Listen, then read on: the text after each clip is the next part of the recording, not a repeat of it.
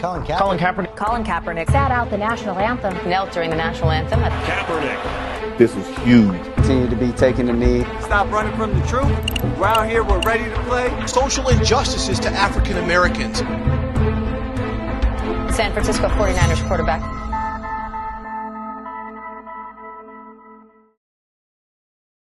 My dad's told me since the time I was young, if you have to tell people how good you are. How good really are you? And I think he lived by that. Don't let anybody tell you what you can and can't do.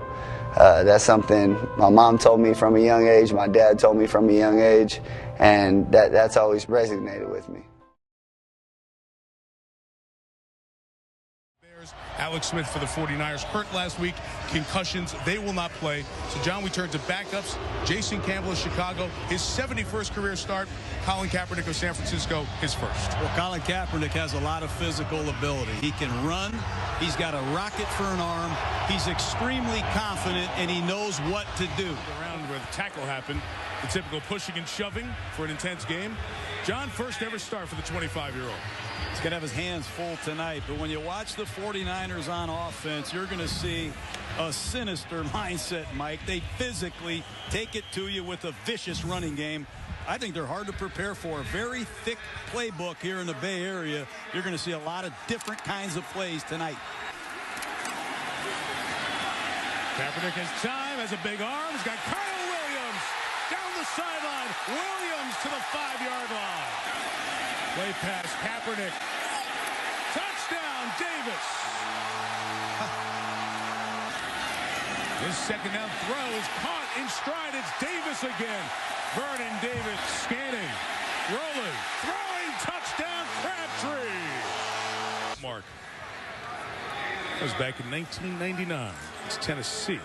No turnovers, Mike. I think that's a credit to him. That's a credit to the 49er offensive football team.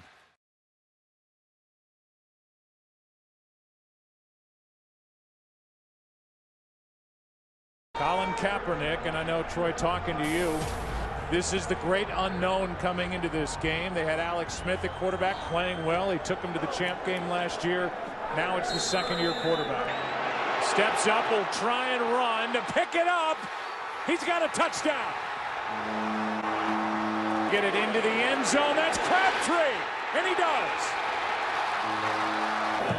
Kaepernick. Crabtree. Kaepernick keeps it.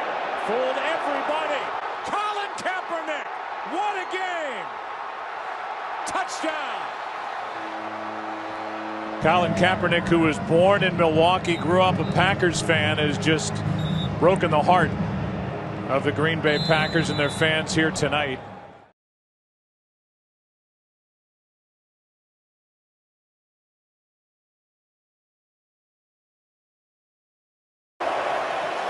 Kaepernick for Davis. The Niners have done the rest. Kaepernick's got Davis. Touchdown.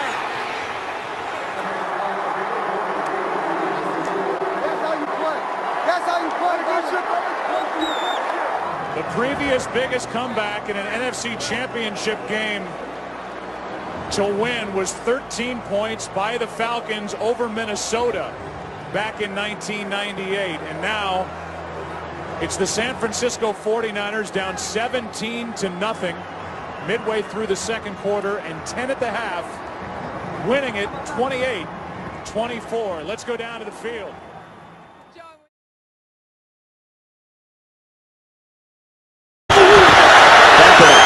Lost it in the air. No flag. Incomplete.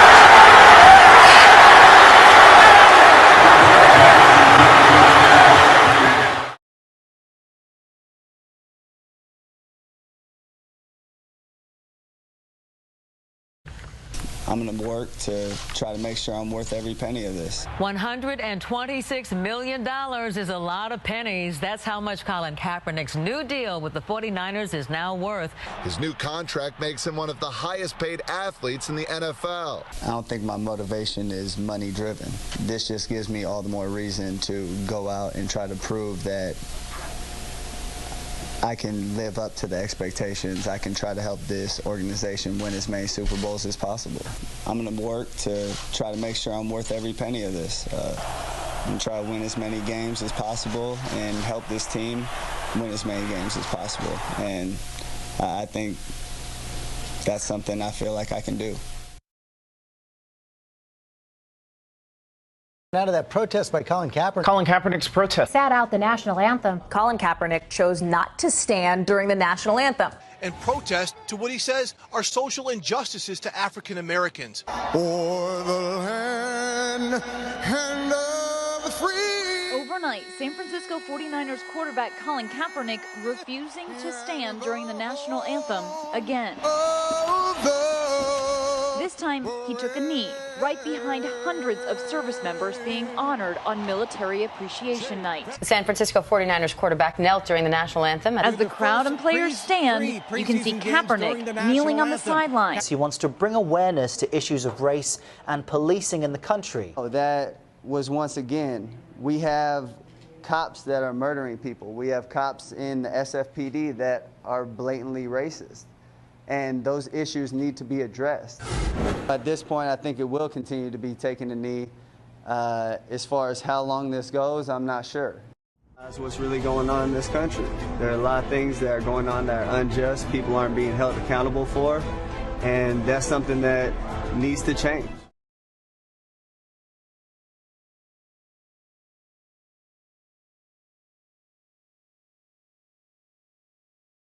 Kaepernick can run. Kaepernick has a 49er touchdown. On 3rd and 10, he takes it into the end zone. Kaepernick rolling, running, and in for the two-point conversion.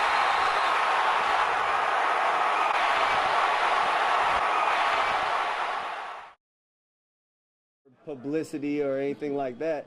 This is for people that don't have the voice, and this is for people that are being oppressed and need to have equal opportunities, you know, to be successful, to provide for their families and not live in poor circumstances. Donald Trump, who's openly racist. I mean, we have a presidential candidate who's deleted emails and done things illegally and is a presidential candidate. That doesn't make sense to me, because if that was any other person, you'd be in prison. So what is this country really standing for?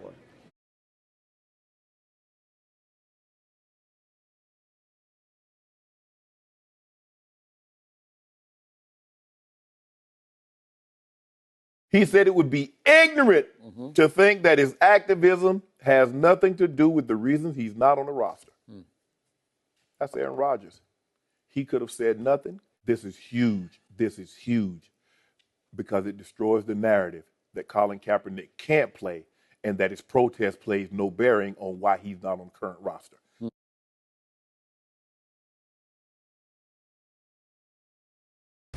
Saturday in Atlanta, Colin Kaepernick worked out for 8 NFL teams at a high school after suddenly deciding to move his workout from the Falcons training facility. Following the workout, Kaepernick spoke to the media but did not take any questions. I've been ready for 3 years. I've been denied for 3 years. We all know why I came out here, showed it today in front of everybody. We have nothing to hide. So we're waiting for the 32 owners, the 32 teams, Roger Goodell, all of them to stop running. Stop running from the truth, stop running from the people. We're out here, we're ready to play. We're ready to go anywhere. My agent, Jeff Nally, is ready to talk to any team, interview with any team at any time. I've been ready, I'm staying ready, and I'll continue to be ready. We'll be waiting to hear from Roger Goodell, the NFL, the 32 teams. We'll let you know if we hear from them. Ball's in their court, we're ready to go.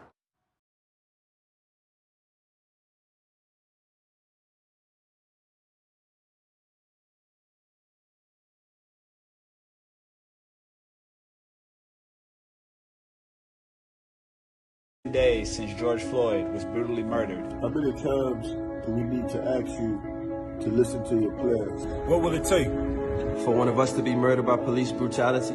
What if I was George Floyd? If I was George Floyd? What if I was George Floyd? If I was George Floyd? If I was George Floyd? If I was George Floyd? I am George Floyd. I am Breonna Taylor. I am Ahmaud Arbery. I am Eric Garner. I am Kwame McDonald. I am Tamir Rice. I am Trayvon Martin. I am Walter Scott. I am Michael Brown Jr. I am Samuel Du Bois. I am Frank Smart. I'm Philip White. I am Jordan Baker.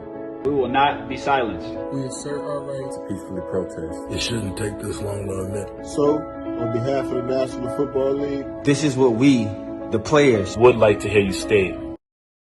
National Football League, condemn racism and the systematic oppression of black people. we, the National Football League, admit wrong in silencing our players from peacefully protesting. we, the National Football League, Believe Black Lives Matter. Black Lives Matter. Black Lives Matter. Black Lives Matter. You know, racism is a big deal in our country right now.